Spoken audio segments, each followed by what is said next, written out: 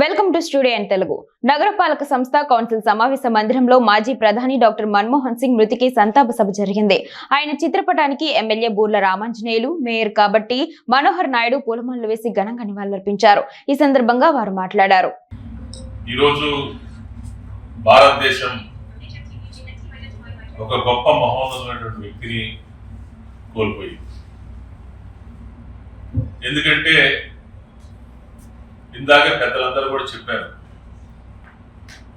మితభాషి, ముందు స్వభావి, చారిత్రాత్మక నిర్ణయాలు తీసుకోవడంలో దిట్ట, భారతదేశ ఆర్థిక వ్యవస్థ కుదేలవుతున్నటువంటి పరిస్థితిలో ఆర్థిక వ్యవస్థని గాడిలో పెట్టాలనే ఉద్దేశంతో ఆ రోజు పివి నరసింహారావు గారు ఆలోచన చేసి దీనికి ఎవరైతే సూటబుల్ పర్సన్, దేశ ఆర్థిక వ్యవస్థని మెరుగైనటువంటి రీతిలో ముందుకు తీసుకెళ్ళినటువంటి బహుముఖ ప్రజ్ఞాశాలు ఎవరు అని చెప్పేసి ఆ రోజు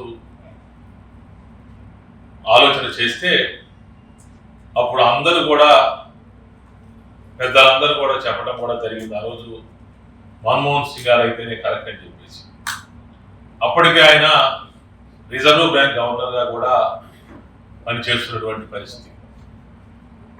మరి ఎక్కడో సామాన్య మధ్యతరగతి కుటుంబంలో పుట్టి 1932వ సంవత్సరంలో దేశ విభజనలో మరి భారతదేశానికి వలస వచ్చి ఉన్నతమైనటువంటి విద్యలు అభ్యసించి తనకంటూ ఒక ప్రత్యేకమైనటువంటి గుర్తింపుని, స్థానాన్ని ఈరోజు సంపాదించుకున్నటువంటి ఏకైక వ్యక్తి మరి మన్మోహన్ సింగ్ గారు అని చెప్పేసి కూడా చెప్తా ఉన్నాను.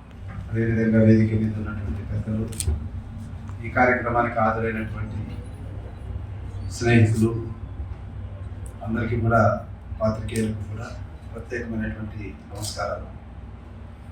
ఈరోజు యావత్ జాతి గర్వించదగినటువంటి ఒక మహోన్నతిని మరి మరణం మన దేశానికి తీరని లోటుగా మనం చెప్పుకోవచ్చు. ఎందుకంటే ఆయనకు రాజకీయాలకు అతీతంగా ఆయన యొక్క ఔన్నత్యాన్ని, ఆయన యొక్క ప్రజ్ఞను, ఆయన యొక్క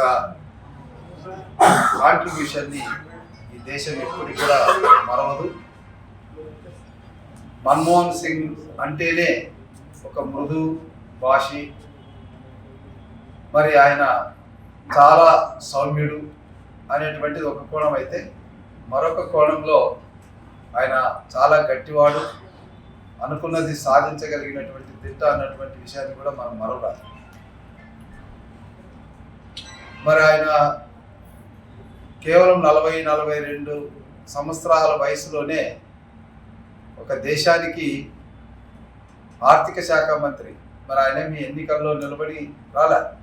అప్పటికి ఆయన యూజీసీ గ్రాంట్ చైర్మన్గా ఉంటే ఆయన యొక్క ప్రతిభను గుర్తించి ఆనాడు ప్రధానమంత్రిగా ఉన్నటువంటి నరసింహరావు గారు ఆయన్ని ఏకంగా ఫైనాన్స్ మినిస్టర్ని చేసేసారు.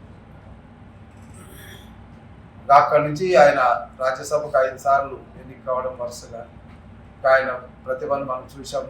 ప్రధానమంత్రిగా కూడా 2 పర్యాలు ఈ దేశానికి పనిచేశారు. మరి నిగర్వి రాజకీయాల్లో ఒక కొత్త కోణాన్ని సృష్టించినటువంటి మహానుభావుని యొక్క కార్యక్రమాన్ని, ఈరోజు సంస్కరణ కార్యక్రమాన్ని మనం పెట్టుకోవడం అనేది మన జాతి బిడ్డను మనం గౌరవించినట్టుగా అనుకోవాలి. ఇలాంటి కార్యక్రమాన్ని ఏర్పాటు చేసినటువంటి మరి కౌన్సిల్కు, ఇంకా మేయర్ గారికి